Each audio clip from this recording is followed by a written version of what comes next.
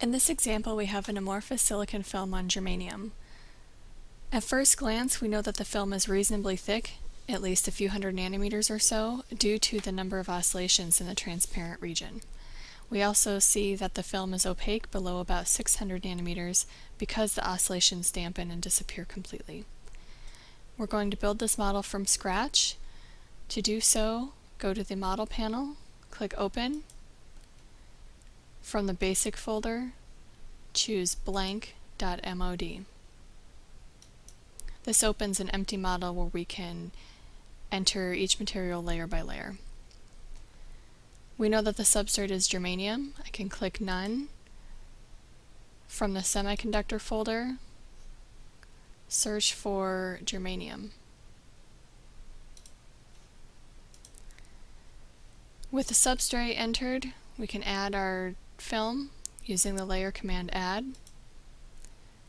Click once above the substrate, and then from the semiconductor folder, choose amorphous silicon parameterized. There are many other values here for amorphous silicon, and several of them would work fine.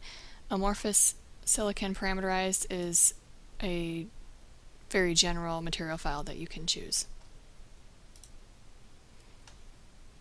In this material file, the amorphous silicon is represented by a Cody-Lorenz oscillator for the absorption, and the index is determined through the Kramers-Kronig transformation.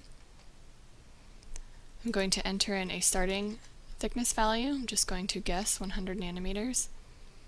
With this value entered, I can generate data to see if I am close.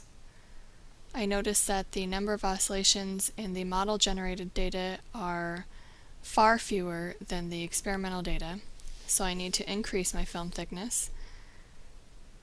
Hold the mouse over the thickness value, press the Shift key, and scroll the mouse wheel up to increase thickness and therefore increase oscillations in the data.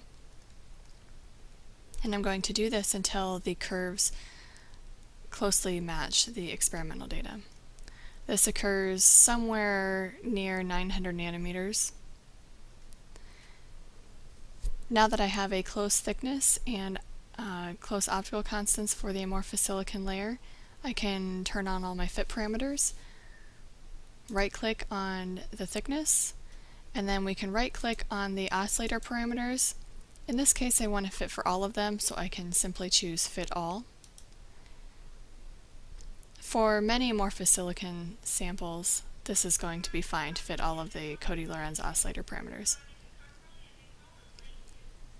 Now from the Fit panel, choose Fit, and the software has adjusted all of our fit parameters to try and better match the experimental data. We still do not have a perfect fit.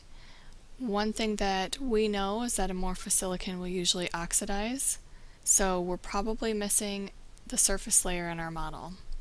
I'm going to go ahead and add that using the layer command Add. On top of the amorphous silicon layer, click once.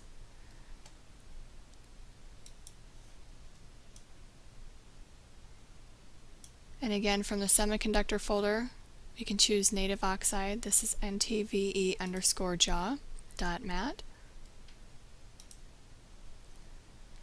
In this case, we can't adjust the optical properties, but we can right-click on the thickness to fit.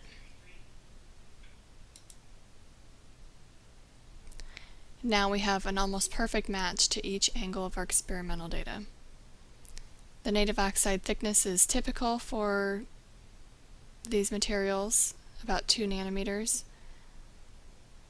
The amorphous silicon optical properties are very typical. It's what we expect for amorphous silicon. And this fit is complete.